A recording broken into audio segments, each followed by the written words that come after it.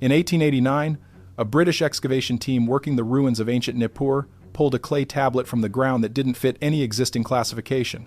It wasn't a king list. It wasn't a hymn or a trade contract, which is what most Nippur tablets turned out to be. The text on it described the interior of the earth in layers, not as myth, not as metaphor, as a system, 7 distinct regions, each assigned a name, a function, and what the translators later called an operational directive. The tablet went into the University of Pennsylvania Museum collection, where it remained for decades before anyone attempted a full translation. When they finally did, the scholars who worked on it disagreed, not about what the words said, but about what the words meant. The words were clear. What they described was not. The tablet is cataloged today as CBS 8588. It is real. It is in the collection. And it contains something that most of the people studying ancient Sumer have never had a framework to discuss. A 7-layer technical sequence describing the Earth's interior in functional terms that align with uncomfortable precision, with geophysical phenomena confirmed only in the 20th century. That sequence is what this video is about. The civilization that wrote it should not have had access to any of it. The University of Pennsylvania excavations at Nippur ran from 1888 to 1900. Nippur was not a capital. It was a religious and administrative center, the seat of Enlil, the chief executive deity in the Sumerian pantheon. Tens of thousands of tablets came out of the site.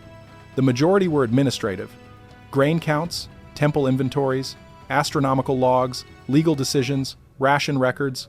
A smaller subset were technical documents: mathematical, procedural, the kind of text written not to tell a story but to describe how something operates.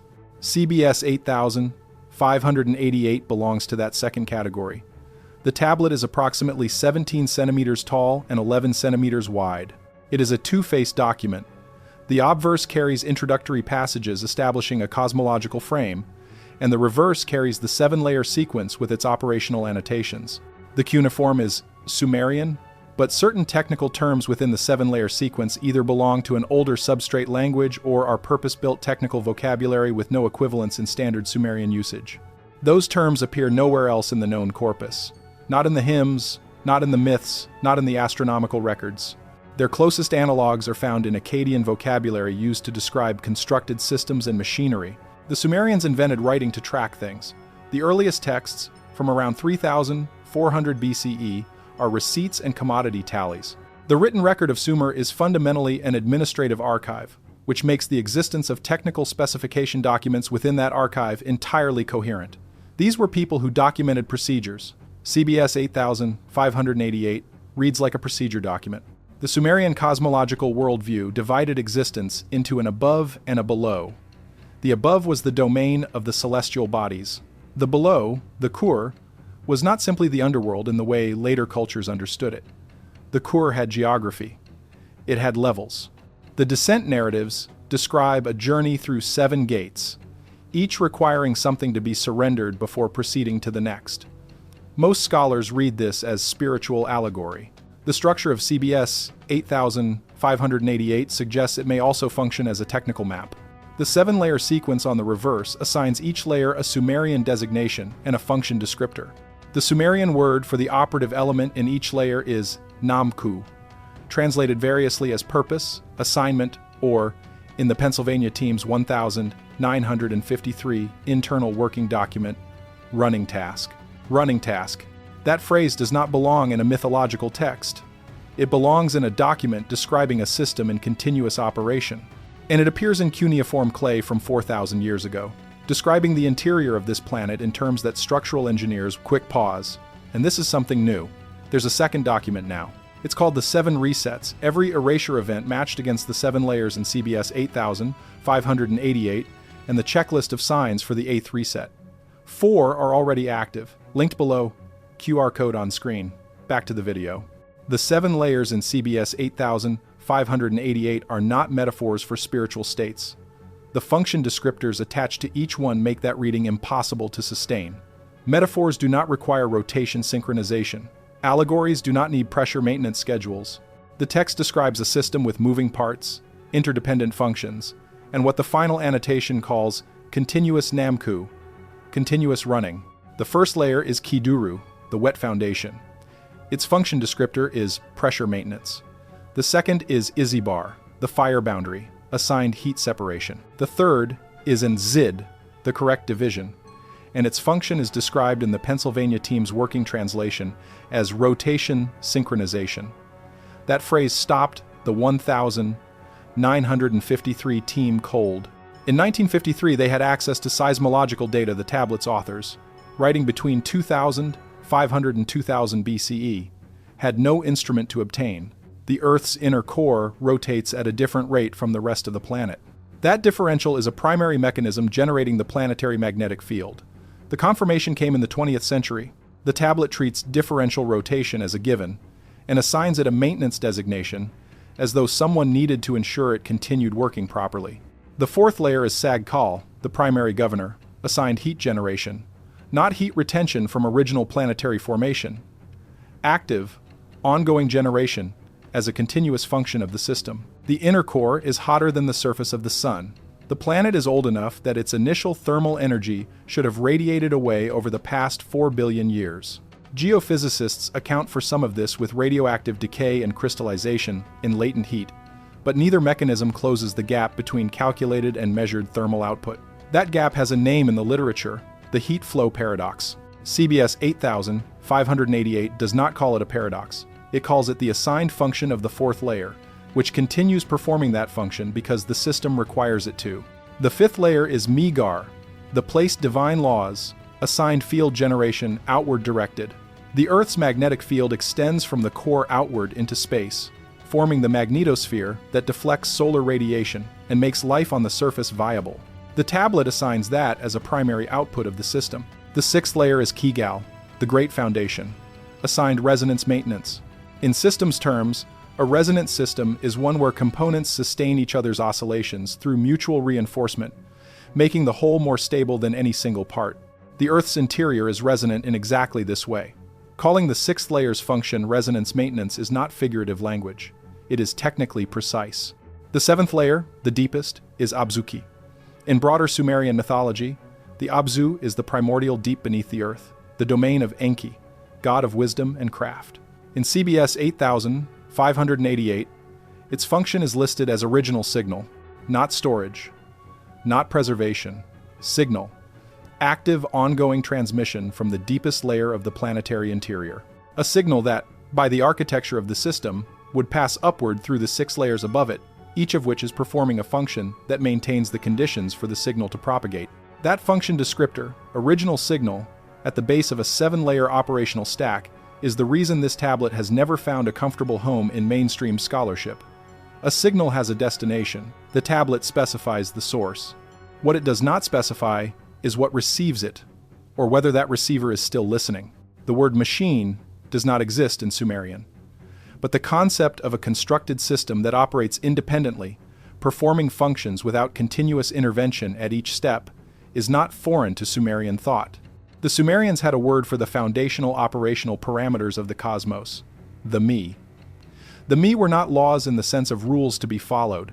They were built-in specifications, the parameters by which things were made to work, the settings, and the mythological account of how the me were held, contested, and redistributed reads less like theology and more like a dispute over a configuration file.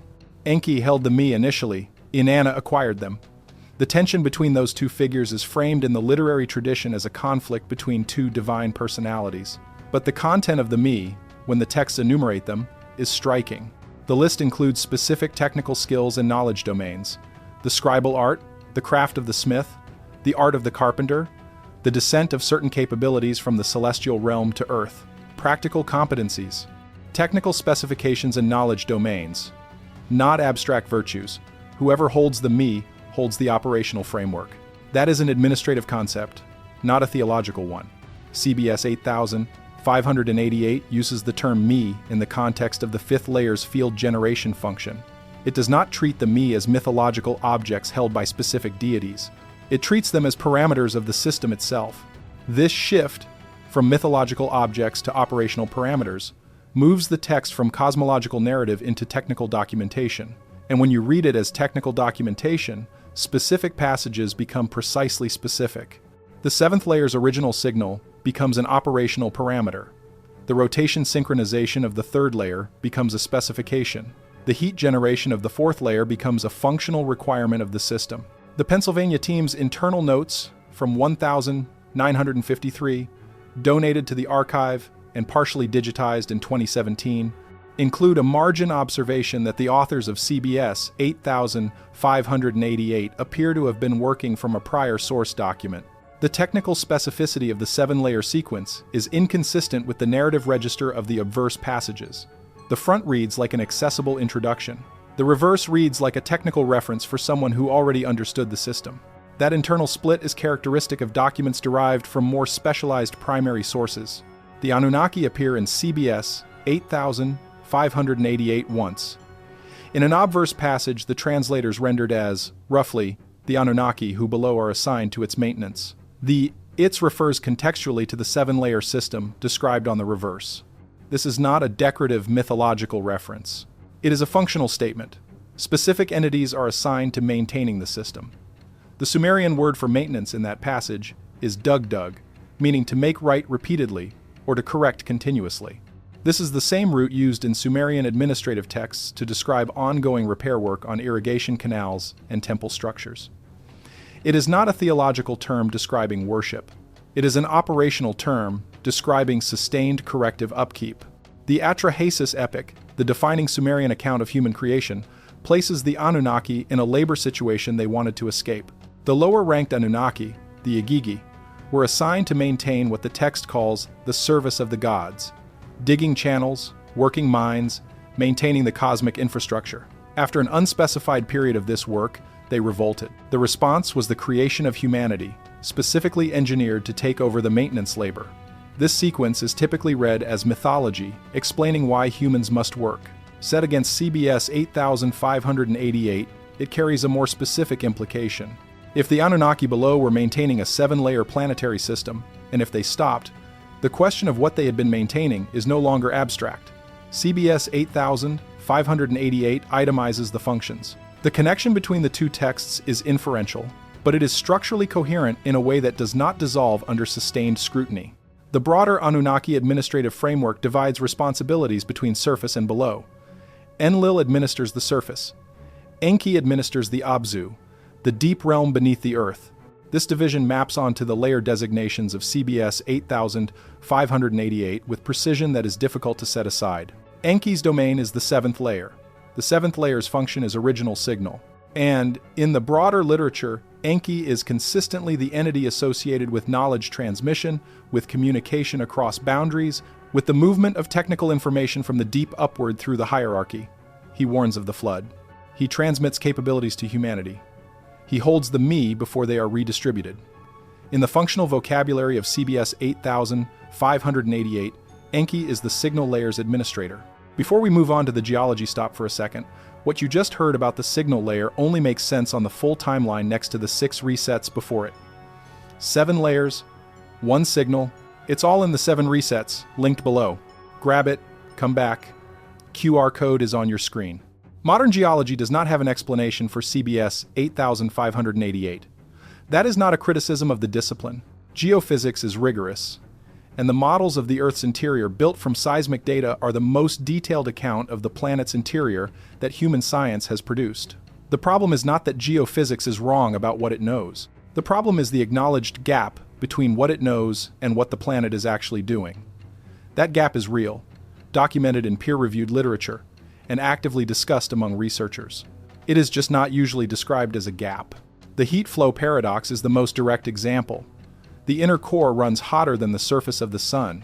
Geophysicists account for some of this with radioactive decay in the mantle and latent heat from core crystallization, but neither mechanism covers the full measured thermal output. The shortfall between calculated heat from known sources and actual thermal measurements is what the literature calls the heat flow paradox. CBS 8588 assigns heat generation as an active ongoing function of the 4th layer, distinct from passive conservation of formation energy. The inner core's superrotation is a second unresolved problem. Seismological studies in the 1990s confirmed that the inner core rotates slightly faster than the rest of the planet. The driving mechanism is not fully explained. Current models involve electromagnetic torque from outer core fluid convection, but measurements of the superrotation rate have been inconsistent across studies, suggesting either temporal variation in the rate or an uncontrolled variable affecting the measurements. CBS 8588 assigns rotation synchronization as the third layer's function. A synchronization function implies that synchronization can drift, and variable superrotation rates are precisely what drift produces. The magnetic field adds a third dimension. The field has reversed hundreds of times in the geological record. The mechanism for reversal is not fully understood. Current models describe the conditions under which reversals become possible but cannot predict when a specific reversal will begin.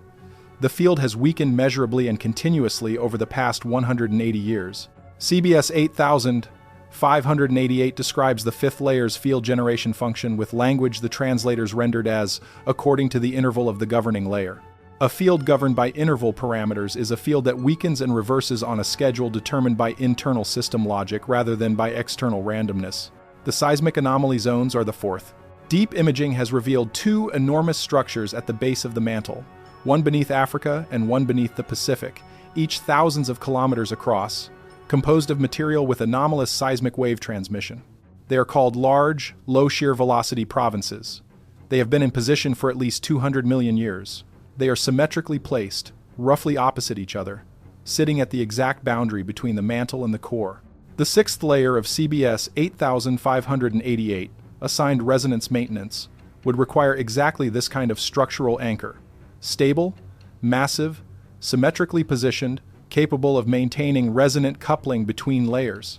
Whether those structures are what the sixth layer describes is not a question current geophysics has tools to answer. The tablet CBS 8588 was not hidden. It was cataloged, studied, partially translated, and then set aside. Understanding why requires understanding how anomalous texts fail to enter mainstream awareness despite sitting in accessible collections for over a century. The 1953 Pennsylvania Working Translation was never formally published. The internal notes were donated to the archive. The translation itself, described in those notes as substantially complete but requiring further collaborative review, never reached the journals. The team dissolved before a final version was agreed upon. The disagreement was not about what the words said, it was about the framing. The team could not agree on how to introduce what the text contained in terms that would survive peer review. One team member argued that publishing without a viable interpretive framework would damage the field rather than advance it. The framework required to account for what CBS 8588 actually says, to explain how a Sumerian text contained accurate descriptions of geophysical phenomena confirmed in the 20th century, was not a framework anyone was prepared to propose in 1953. The translation stayed in the archive. This is a consistent pattern with anomalous texts. They fail not because they cannot be read, but because they cannot be published within current interpretive conventions. The standard approach is to release the text with conservative framing that neutralizes the anomalous content and presents it as conventional mythology. This preserves the text's existence in the literature while making it invisible to anyone looking for what it actually contains. The published descriptions of CBS 8588 that appear in accessible scholarship describe it as a Sumerian cosmological text depicting mythological layers of the underworld. That framing is not false, it is incomplete. It omits the function descriptors. It omits the technical vocabulary. It omits the Pennsylvania team's finding that the 7-layer sequence appears to derive from a more specialized prior source. Incomplete framing produces the same practical outcome as suppression. The document exists in a form nobody can use. The broader pattern is visible across the Sumerian corpus. The Atrahasis epic's account of human creation as a labor replacement program is framed consistently as theological narrative about divine generosity, not as a technical account. The Enuma Elish's cosmological sequence, which describes events that read more like astronomical engineering than poetic myth, is framed as ancient cosmogony. The Kesh Temple Hymn's account of biological life forms being produced in a divine workshop is framed as celebration. In each case, the words are allowed to exist in translation. The framework the words point toward is not allowed to follow. The consistent application of this pattern across multiple major texts in the same corpus is not coincidence. It is a form of editorial policy, effective precisely because it is never explicitly stated. Take CBS 8588 at face value.